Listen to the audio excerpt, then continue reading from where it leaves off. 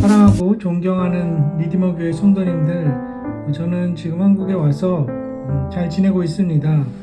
아이와 아내와 함께 다음 주 금요일에 돌아가서 주일에 뵙도록 하겠습니다.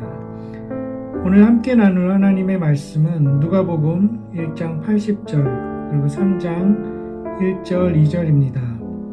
예수 그리스도께서 오시는 길을 예비했던 세례 요한의 삶을 함께 묵상하며 우리의 삶을 반추해 보기를 원합니다.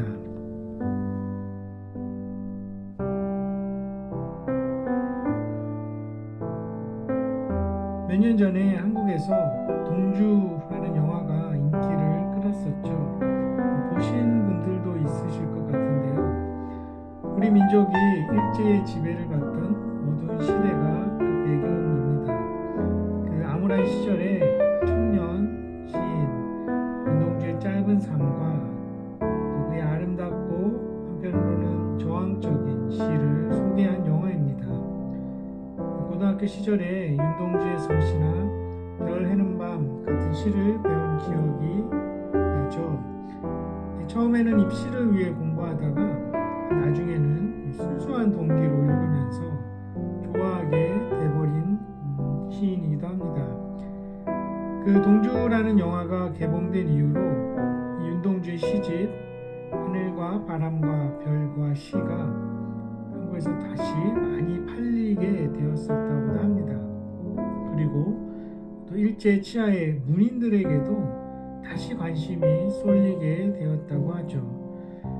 그 문인들 중에 윤동주와 같은 시기를 살던 이육사라는 시인을 우리는 알고 있습니다. 그의 본명은 원래 이활입니다. 그런데 일제 치하의 대구 형무소에서 수감 생활을 하던 시절에 그의 죄수복 수의 번호가 264번이어서 이육사라는 필명을 쓰게 되었다고 합니다. 우리에게 낯설지 않은 그의 대표적인 시 중에 하나가 바로 광야입니다. 광야는 오직 하나님만이 우리의 도우심을 철저하게 배우는 곳이죠. 하나님께서 먹을 것을 하늘에서 내리지 않으시면, 바위에서 물을 내지 않으시면 살 수 없는 곳, 그것이 바로 광야입니다. 그런데 오늘 우리가 읽은 본문 중에 3장 2절을 보니 예수님이 오심을 기다리고 예비하는 한 사람이 그러한 광야에 있었습니다. 바로 세례자 요한입니다. 그는 오랫동안 이스라엘이 기다리던 메시아가 오시는 길을 예비하라고 먼저 보냄받은 자였죠. 그가 어떻게 태어났는지 누가복음 1장에 상세하게 기록되어 있습니다. 그의 탄생의 이야기가 예수님의 탄생 이야기보다 먼저 나옵니다. 그의 출생이 역사적으로나 또 성경적으로 매우 중요한 사건이기 때문이었죠. 그의 아버지는 사가랴라는 사람입니다. 제사장이었습니다. 하루는 그가 성전에서 직무를 하고 있을 때 천사 가브리엘이 그에게 나타납니다. 사가랴의 아내 엘리사벳이 아들을 낳을 것인데 이름을 요한이라고 하라고 하죠. 우리 중에 혹은 우리가 아는 사람 중에 아니면 이 세상의 역사 속에서 천사가 출생을 알려주고 태어난 사람이 누가 있을까, 얼마나 있을까 싶습니다. 기껏해야 물고기 꿈, 용꿈 같은 태몽일 텐데, 그런데 그의 출생은 천사 가브리엘이 알려줄 만큼 중요한 사건이었습니다. 1장 17절에 보니까 태어날 세례 요한은 엘리야의 심령과 능력으로 주 앞에 먼저 와서 아버지의 마음을 자식에게, 거스르는 자를 의인의 슬기에 돌아오게 하고 주를 위하여 세운 백성을 준비하라고 기록되어 있습니다. 이 아이가 자라서 엘리야 같은 선지자가 될 것이라는 거죠. 엘리야는 이스라엘의 역사상 가장 위대한 선지자 중에 한 사람이었습니다. 우리가 알고 있듯이 그는 갈멜산에서 수백 명의 바알 선지자들과의 결판에서 승리한 사람이죠. 또한 그 아합 왕의 악행으로 인해서 수년 동안 이스라엘 땅에 비가 내리지 않아서 많은 사람과 동식물들이 죽어가던 때가 있었는데, 그때 그 엘리야가 기도함으로써 하늘에서 비가 내렸습니다. 그는 사르밧 지역의 과부의 죽은 아들도 살려냈습니다. 또 죽지 않고 하늘로 올라간 사람 중에 한 명이죠. 그런데 태어날 그 아이가 이러한 엘리야와 같은 선지자가 될 것이라고 예언합니다.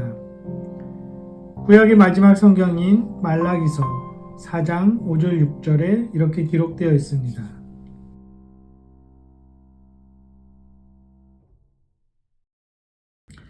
말라기 선지자의 예언이 이 세례 요한의 삶 속에서 이루어진 것입니다. 말라기 선지자 이후로 공인될 만한 하나님의 말씀이 400년 동안 이스라엘 민족에게 임하지 않았습니다. 정말 암울한 시대였죠. 하지만 그 암울한 시대에 세례 요한은 온 인류에게 빛으로 오실 예수 그리스도, 그가 오심을 기다리며 길을 예비한 자로 하나님에 의해 준비되고 있었던 것입니다. 이 대강절에 그의 삶을 함께 들여다보면서 세 가지를 같이 나누기를 원합니다.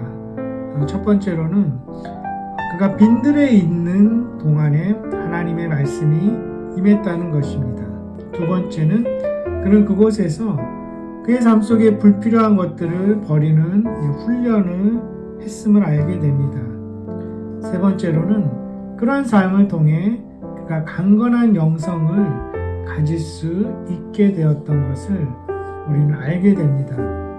첫 번째로 오늘 본문 중에 1장 80절에 보니까 그는 아이일 때부터 사역을 시작해서 이스라엘에 나타나는 날까지 빈들에 있었다고 합니다. 그리고 3장 2절을 보니 그 빈들에 있는 세례 요한에게 하나님의 말씀이 임했다고 합니다. 우리말로 번역된 빈들은 원어로는 광야 혹은 사막을 뜻하죠. 그가 광야로 나간 것이 한 10살이나 12살 정도 되었을 것으로 추측합니다. 왜 이 어린 것이 광야로 갔을까 생각해 봅니다. 우선은 그 아이의 부모인 사가랴와 엘리사벳이 이 나이가 많을 때 세례 요한을 얻었습니다. 그래서 그 부모님이 일찍 돌아가시지 않았을까. 당시에는 많은 사람들이 지금처럼 오래 살지 못하던 시대였죠. 그래서 광야로 나가게 되고 그 당시 광야에는 에세네파라 불리우는 공동체가 있었습니다. 쿰란 공동체라고도 하죠. 그 사람들의 보살핌을 받았을 것 같습니다. 그 에세네파의 특징 중 하나는 성경을 필사하던 사람들이었습니다. 그 사람들 덕분에 오늘 우리가 가지고 있는 그 성경을 더 많이 연구할 수 있고 그 전에 또 다른 곳에서 발견된 사본들과 풍성하게 비교할 수 있게 되었습니다. 그리고 그가 어린 나이에 빈들로 나간 또 다른 이유는 당시 부패한 종교인들의 영향도 있었을 것입니다. 당시 종교를 이용해서 자신들의 이익을 추구하던 제사장 무리들이 많았었죠. 세례자 요한의 아버지 사가랴도 직책이 제사장이었습니다. 그도 제사장 계열의 사람이었지만 그런 부패한 집단에 속하기를 거부하고 빈들로 나갔을 수 있습니다.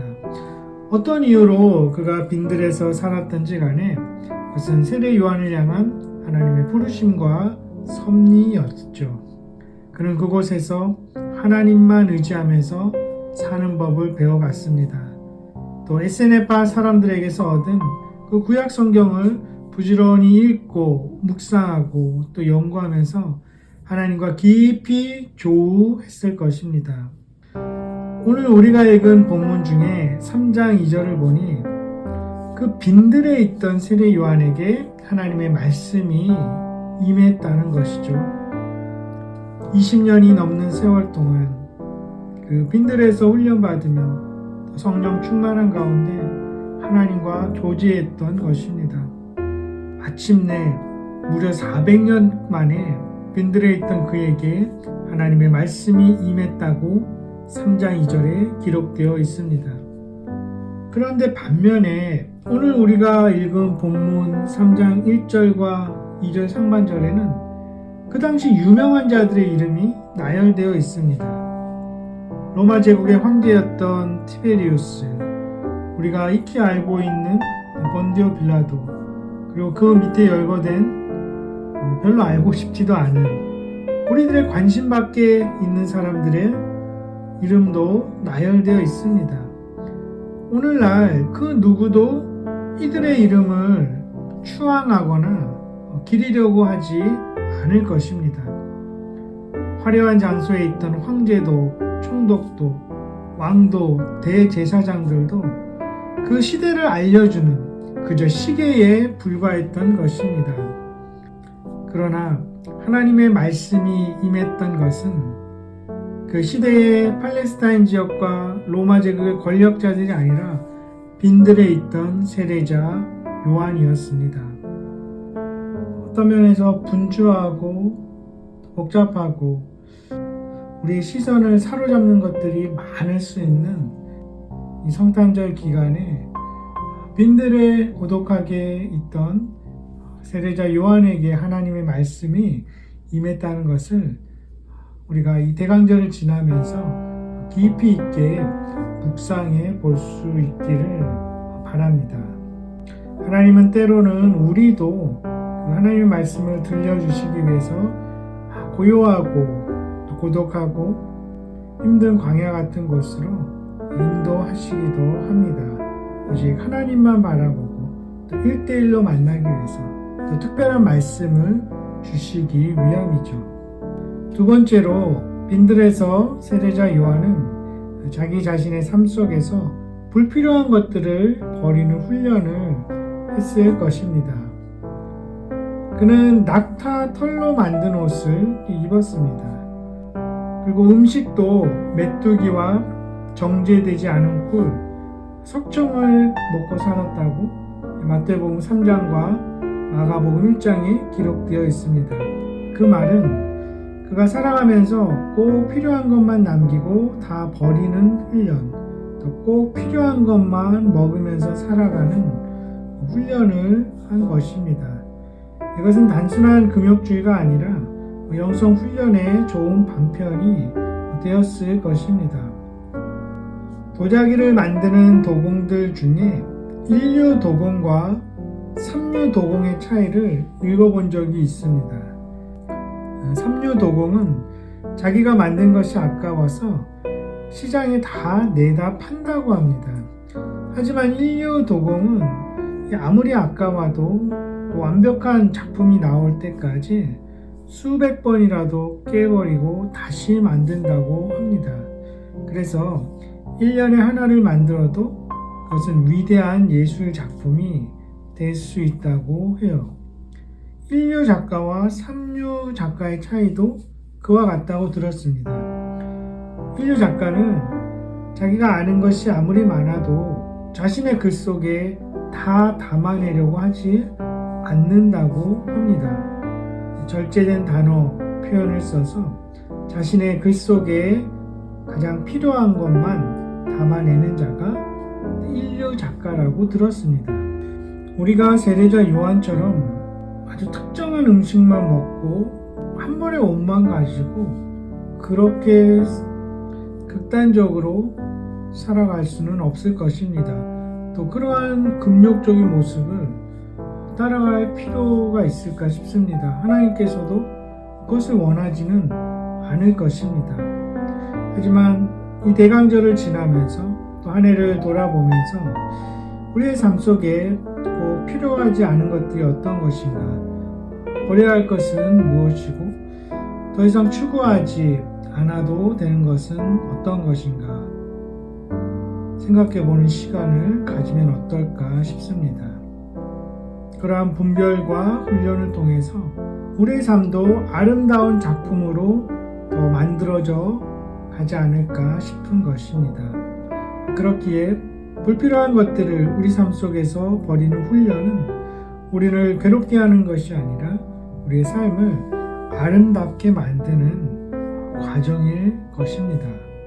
세 번째로 그는 그러한 빈들에서의 생활을 통해서 강건한 영성과 온전한 지성 또 체력까지 갖춘 전인적인 하나님의 사람으로 만들어져 갔습니다. 그 아이가 자라가며 심령이 강하여졌다고 하죠. 영성과 지성과 체력이 함께 견고해지는 것입니다. 영성과 지성뿐만 아니라 육체적인 일에서도 자신을 절제하고 또 훈련함으로써 그 거친 빈들에서의 하루하루의 삶을 살아갔던 것입니다. 그리스도인의 참된 영성은 하루아침에 어느 날 갑자기 이루어지지 않을 것입니다. 늘 부지런히 가꾸고 또 계속해서 연습해야 얻어질 수 있을 것입니다. 우리의 경건생활의 습관이 뿌리를 잘 내릴 수 있도록 처음에는 울면서라도 씨를 뿌려야 할 때도 있을 것입니다. 그리고 그 난싹이 잘 자라도록 항상 부지런히 물을 주고 가꿔야 하겠습니다.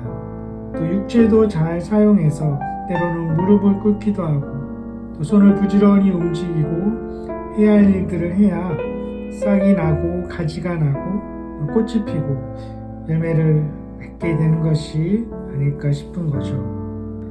그러한 훈련의 방법 중에 중요한 것이 규칙성입니다. 구약시대에 하나님이 이스라엘 백성에게 주신 그 율법서를 보면 신앙생활의 규칙성을 발견하게 됩니다. 하나만 예를 들자면 제사장들은 성전에 규칙적으로 들어갑니다. 또 그 안에 성전의 모든 물건들이 규칙적으로 질서정연하게 배치되어 있는 것을 봅니다. 신약시대에도 규칙적으로 예배하고 기도하고 말씀을 묵상하고 연구하는 것은 너무나 중요한 가장 기본적인 영성훈련의 방편인 것이죠. 하나님께서는 그분의 백성이 옛날이나 지금이나 그러한 거룩한 습관들, 경건한 훈련들을 규칙적으로 행하면서 그것을 익히고 날마다 그것에 따라 살아가면서 견고한 영성이 우리 삶 가운데 깊이 뿌리 내리기를 원하시는 것이죠. 그리고 그 규칙성은 신뢰성과도 이어진다고 말하는 사람도 있습니다. 즉, 규칙적인 사람이 신뢰할 만한 사람이라는 것입니다. 우리 역시 규칙적인 사람, 신뢰할 만한 사람이라고 생각되고 최소한 항상 그런 삶을 위해서 노력하는 사람들일 것입니다. 이 대강절을 지내면서 또 새해를 맞이하면서 더욱더 영성과 지성에 있어서 규칙적인 사람, 그럼으로써 신뢰할 만한 그리스도인으로 살아가기를 소망해 봅니다. 그렇게 빈들에서 하나님의 말씀을 받고 또 준비되어 간 그의 삶은 자기 자신을 위함이 아니라 그의 주님이신 예수 그리스도를 위함이었습니다. 그가 말하죠. 예수 그리스도는 흥하여야 하고 나는 쇠하여야 하리라. 그렇습니다. 나는 계속해서 작아져야 하고 그리스도는 계속해서 커지는 삶, 그것이 예수님을 주인으로 모신 우리의 삶입니다.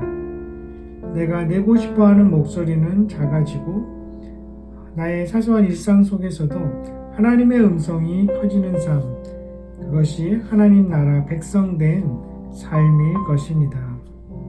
이 대강절 기간에 그렇게 철저하게 자신은 낮아지고 그리스도는 높아지는 그의 인생을 깊이 묵상해 봅니다.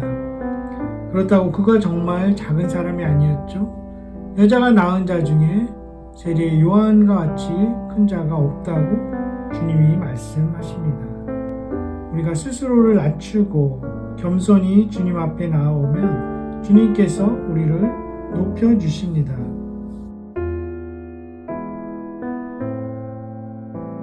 또다시 찾아온 대강절을 지나면서 그의 삶을 깊이 묵상해 봅니다. 그리고 그가 사람들에게 베풀던 세례의 참된 의미를 곰곰이 생각해 봅니다. 그것은 자신은 철저하게 낮아지고 그리스도는 높아지는 것, 나의 옛 자아는 예수 그리스도와 함께 죽고 예수 그리스도와 함께 거듭난 삶, 모든 것을 그를 위하여 버리고 모든 것을 그와 함께 얻는 삶입니다. 주님이 오심을 예비하던 그는 불의한 집단을 떠나서 외롭고 힘든 빈들에서 하나님만 찾고 갈망했습니다. 그곳에서 하나님의 말씀을 받았죠. 그는 그곳에서 삶 가운데 반드시 필요한 것만 취하고 불필요한 것들은 다 버렸습니다. 그러한 삶을 통해서 그는 영성과 지성이 또 체력도 견고해지는 귀한 하나님의 사람으로 만들어져 갔습니다. 우리는 세례자 요한과는 달리 각자의 부르신 자리가 있고 또 상황이 다 다를 것입니다. 하지만 그의 삶은 대강절을 지나면서 성탄절을 맞이하는 우리에게 늘 도전을 줍니다. 그의 삶의 스토리가 다시 대강절을 지내는 우리에게 어떠한 이야기로 다가옵니까? 우리 각자가 주님께 묻고 또 스스로 답변도 해보는 귀한 시간을 가질 수 있기를 소망합니다. 비인들과 같은 장소와 시간을 통해서 오직 주님과 독대하는 시간을 가질 수 있기를 바랍니다. 우리 삶 가운데 필요하지 않은 것들을 과감히 버릴 수 있도록 견고한 영성과 지성, 그리고 우리가 하나님께 영광 돌릴 수 있는 온전한 그리스도인으로 이 시대 이 땅을 살아가기를 간구합니다. 그 어느 때보다 뜻깊은 대강절을 지내며 복된 성탄과 새로운 한 해를 맞이할 수 있기를 주님의 이름으로 축원합니다. 기쁘고 건강한 모습으로 다음 주일에 뵙겠습니다. 기도하겠습니다. 예수 그리스도의 오실 길을 예비하던 엘리야와 같이 위대한 능력의 선지자 세례자 요한, 그는 빈들에서 훈련을 받으며 주님의 음성을 들었습니다. 우리도 스스로 때로는 빈들로 가는 길을 택할 줄 아는 믿음의 용기를 주시기를 기도합니다. 그렇지 않더라도 고요한 중에 주님의 말씀을 기다릴 수 있게 하시고 받은 말씀을 온전히 순종하며 또 실천해 가기를 원합니다. 우리 인생의 어느 시점에 하나님의 사랑과 섭리 가운데 우리를 빈들로 이끄실 때에 거기서 잘 훈련받고 하나님 나라와 그리스도를 위해서 우리 삶 가운데 불필요한 것들을 버리고 우리의 모든 것을 주님께 드리는 전적인 헌신자로 거듭나게 하시기를 원합니다. 우리에게 더욱더 깊고 풍성한 더 견고한 영성과 지성을 겸비할 수 있게 하시기를 또한 기도합니다. 우리는 낮아지고 그리스도가 우리 개인의 삶과 우리 공동체 가운데 높아지기를 원합니다. 그리스도와 함께 죽고 그리스도와 함께 살고 그리스도와 함께 모든 것을 얻는 참으로 복된 삶을 누리는 은혜를 우리에게 허락하여 주시옵소서. 주님의 말씀을 늘 사모하며 늘 주님을 예배하는 리디머 교회 성도님들에게 늘 각별한 은총 베풀어 주시기를 간절히 원하고 이 땅에 왕으로 오시는 예수 그리스도의 이름으로 감사하며 기도합니다. 아멘.